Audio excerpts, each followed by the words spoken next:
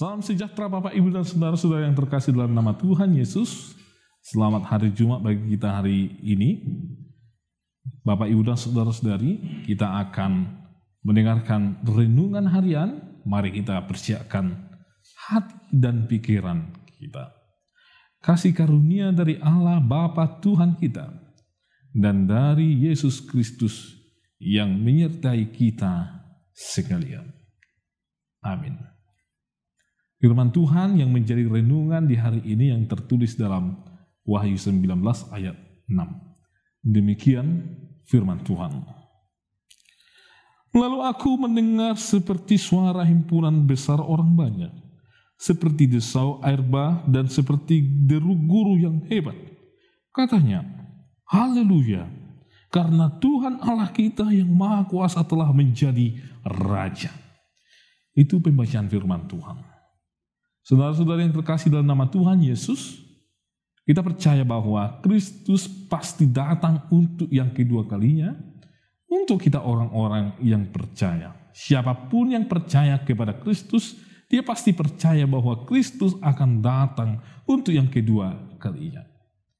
Itu yang digambarkan di dalam Wahyu 19 ini, bahwa siapapun dari orang-orang yang percaya kepada Kristus Raja Gereja itu, dia akan ikut dalam sekelompok atau sekawanan besar orang-orang yang berkumpul untuk memuliakan, memuji nama Allah.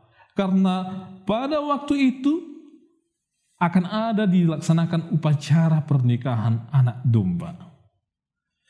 Dalam penglihatannya di Patmos oleh Yohanes melihat bahwa dia mendengar katanya suara himpunan dari orang banyak yang memuji Allah pada hari pernikahan itu, yaitu pernikahan anak domba tersebut.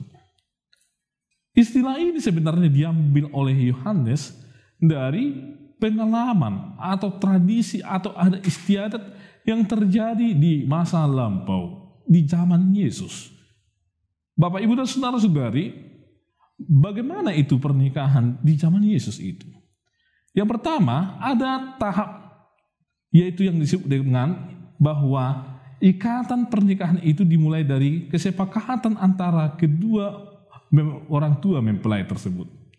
Orang tua mempelai laki-laki akan datang membayar mahar kepada perempuan daripada perempuan yang hendak akan dinikahi oleh anak mereka. Kedua orang tua mempelai laki-laki dan perempuan berjumpa dan membayar mahar. Proses ini sama dengan konsep tunangan yang terjadi antara Yusuf dan Maria, ibu Yesus. Sebagaimana yang tertulis dalam Matius 1 ayat 18 dan Lukas 2 ayat 5. Tahap kedua biasanya berlangsung sampai setahun setelahnya. Mempelai pria akan ditemani oleh pendampingnya datang ke rumah mempelai perempuan di tengah malam, diikuti dengan iringan-iringan pembawa obor di sepanjang jalan. Si mempelai pria akan datang ke rumah si mempelai perempuan, dan si mempelai perempuan akan bersiap-siap untuk menyambut bagaimana kedatangan dari si mempelai laki-laki tersebut. Tentunya si mempelai perempuan akan ditemani oleh para pendamping-pendampingnya. Kemudian nantinya setelah mempelai laki-laki sampai di rumah dari mempelai perempuan, mereka akan bergabung di sana. Ini yang digambarkan dalam tradisi yang dituliskan di dalam Matius 25 ayat 1-13, yaitu tentang adanya 10 wanita. Ada 5 wanita yang bijaksana, dan ada wanita yang tidak bijaksana 5 orang lagi. Lalu tahap yang ketiga adalah yaitu pesta pernikahan itu sendiri yang berlangsung sampai berhari-hari, seperti kisah pernikahan di Kana. Bisa kita baca di Yohanes 2 ayat 1-2. Penglihatan Yohanes di dalam kitab Wahyu ini merupakan tahap yang ketiga dari pernikahan tersebut menurut adat istiadat orang Yahudi pada saat itu. Berarti 2 tahap sebelumnya sudah dilewati, sudah berlangsung, dan sekarang tahap yang ketiga sedang berlangsung, yaitu bahwa orang-orang yang percaya kepada Kristus, bahwa orang-orang yang mengenal Kristus dan percaya kepadanya, yaitu Kristus itu adalah juru selamat, sedang ikut di dalam acara pernikahan tersebut. Mahar yang harus dibayarkan kepada orang tua mempelai atau Allah Bapa adalah darah Kristus itu sendiri yang mewakili mempelai perempuan. Gereja di bumi hari ini seolah-olah menjadi tunangan dari Kristus. Seperti halnya para perempuan di dalam perumpamaan tadi di Matius 25 ayat 1-13. Semua orang percaya harus dengan sabar dan setia menantikan kedatangan mempelai pria tersebut, yaitu menantikan kedatangan Kristus untuk yang kedua kalinya. Tahap kedua disimbolkan oleh sebagai pengangkatan gereja kelak ketika Kristus datang menjemput mempelai perempuan untuk dibawa ke rumah Bapa. Perjamuan nikah dan anak domba akan menjadi tahap yang ketiga dan yang terakhir. Kita percaya bahwa perjamuan nikah anak domba ini akan berlangsung di surga, terjadi antara tahap pengangkatan orang-orang percaya dan kedatangan Yesus untuk yang kedua kalinya ke dunia ini. Maka dari situ Bapak, Ibu, dan saudara-saudari, berbahagialah mereka yang diundang ke perjamuan nikah anak domba tersebut. Perjamuan nikah anak domba Allah adalah perayaan agung bagi mereka yang sudah hidup di dalam anugerah Kristus itu sendiri. Saudara-saudara yang terkasih dalam nama Tuhan Yesus Kristus, tentunya kerinduan kita semua sebagai gereja, sebagai milik Kristus adalah menjadi mempelai Kristus pada saat perjamuan kawin anak domba nantinya. Dari perikop ini kita mau belajar beberapa hal dalam rangka menyembah Allah yang Maha Kudus itu. Yakni yang pertama, kita harus menjadi pengantin dari anak domba Allah. Kita harus siap menjadi pengantin tersebut. Kesiapan kita bisa kita lihat dari diri kita sendiri. Bagaimana ciri-ciri orang yang sudah siap menjadi pengantin anak domba Allah tersebut? Yang pertama yaitu memiliki kedewasaan rohani.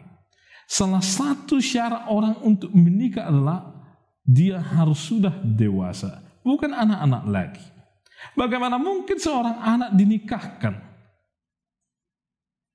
Untuk itu Bapak, Ibu, dan saudara-saudari yang terkasih dalam nama Tuhan Yesus, karena kita ini sebagai umat Tuhan, sebagai mempelai dari Kristus, kita harus dewasa sebagai umat kepunyaan daripada Tuhan itu. Rohani kita harus dewasa. Bukan berdasarkan berapa lamanya kita menjadi orang Kristen, tetapi seberapa tingkat iman percaya kita kepada Tuhan. Sebagaimana yang tertulis di dalam Efesus 4 ayat 13, sampai kita semua telah mencapai kesatuan iman dan pengetahuan yang benar tentang Allah, kedewasaan penuh dan tingkat pertumbuhan yang sesuai dengan kepenuhan Kristus. Untuk itu Bapak, Ibu, dan saudara-saudari, syarat pertama untuk menjadi pengantin atau mempelai perempuan dari Allah itu atau Kristus itu yaitu bahwa kita harus memiliki kedewasaan rohani. Yang kedua, yaitu kita harus mengasihi Yesus dari segalanya. Barang siapa mengasihi bapa dan ibunya lebih daripadaku, ia tidak layak bagiku. Dan barang siapa mengasihi anaknya laki-laki dan anaknya perempuan lebih daripadaku, ia tidak layak bagiku. Itu dikatakan Yesus dalam Matius 10 ayat 37. Bapak, Ibu, dan saudara-saudari, mari kita ingat bahwa hanya pasangan yang saling mengasihilah yang akan menikah. Jika seseorang tidak mengasihi pasangannya, bagaimana mereka bisa menikah? Bagaimana mereka bisa melangsungkan pernikahan, lalu berbahagia, lalu hidup seia sekata, dan terus di dalam penderitaan maupun sukacita? Untuk itu Bapak, Ibu, dan saudara-saudari, tanda-tanda orang yang menjadi mempelai dari Kristus adalah dia harus siap mengasihi, dia harus dekat dengan pasangannya, Dan dia harus sangat mengasihi siapa pasangannya. Kalau Kristus adalah menjadi mempelai pria bagi kita dan kita adalah mempelai perempuan, tentunya kita harus sangat mengasihi Kristus di dalam hidup kita. Baru yang berikutnya Bapak, Ibu, dan Saudara-saudari, di ayat 8 dikatakan ada istilah bahwa kita harus berpakaian lenan halus. Lenan halus berarti berbicara tentang kekudusan. Bagaimana cara supaya kita mengenakan kekudusan di tengah-tengah kehidupan kita? Berusahalah mengejar kekudusan itu. Berusahalah hidup damai dengan semua orang dan kejarlah kekudusan. Sebab tanpa kekudusan tidak seorang pun akan melihat Tuhan. Hiduplah sebagai anak-anak yang taat dan jangan turuti hawa nafsu yang menguasai kamu pada waktu kebodohanmu, tetapi hendaklah kamu menjadi kudus di dalam seluruh hidupmu, sama seperti Dia yang kudus yang telah memanggil kamu, sebab ada tertulis, kuduslah kamu, sebab aku kudus. Itu tertulis di dalam 1 Petrus 1 ayat 14-16. Tidak cukup hanya tekad untuk menjadi kudus, tapi harus dilakukan, harus menjadi lifestyle dari kehidupan kita. Kita harus menjauhi kita harus menjauhi dosa. Kekudusan mengandung pengertian terpisah dari cara-cara hidup yang fasik dan cara-cara hidup yang jauh dari Allah. Kekudusan itu mengandung arti bahwa kita harus takut dan taat kepada Allah serta menyembah Allah dimanapun kita berada. Biarlah kekudusan kita Bapak, Ibu, dan Saudara-saudari menjadi sebagai ucapan syukur kita kepada Tuhan, karena Tuhan adalah mempelai pria bagi kita saat ini. Bapak, Ibu, dan Saudara-saudari, agar kita kelak menjadi orang-orang yang berbahagia karena kita diundang oleh Allah untuk memuliakan dan menyembah Allah, marilah kita menjadi orang-orang yang kudus di tengah-tengah hidup kita. Amin.